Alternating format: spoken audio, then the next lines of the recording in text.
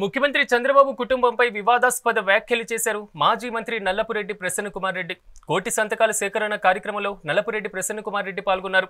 ఈ సందర్భంగా చంద్రబాబు కుటుంబ సభ్యులను మెడికల్ కాలేజీలలో భాగస్వామ్యం చేసి కోట్లు సంపాదించేందుకే రాష్ట్రంలో మెడికల్ కాలేజీలను ప్రైవేటీకరణ చేస్తున్నారని సంచలన ఆరోపణలు చేశారు. చంద్రబాబుకు చెందిన కుటుంబ సభ్యులను భాగస్వామ్యం చేసి కోట్లు సంపాదించేందుకు పథకమని అన్నారు.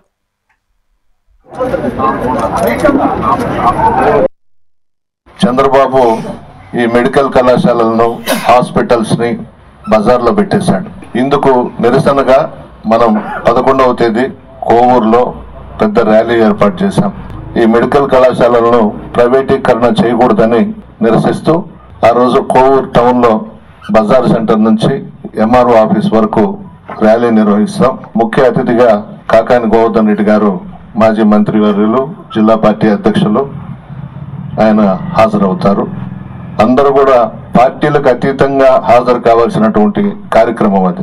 ఎస్సీ, ఎస్టీ, బీసీ, ముస్లిం మైనారిటీలు, కాపులు, మత్స్యకారులు వాళ్ళ బిడ్డల్ని ఎంబీబీఎస్ చదివించుకోవాలనంటే కోట్ల రూపాయల్లో డొనేషన్స్ కట్టాలి. పేద ప్రజలు కట్టే పరిస్థితుల్లో లేరు. తల్లిదండ్రులందరూ కూడా వాళ్ళ బిడ్డలందరూ కూడా డాక్టర్లు చదవాలని, ఎంబీబీఎస్ చేయాలని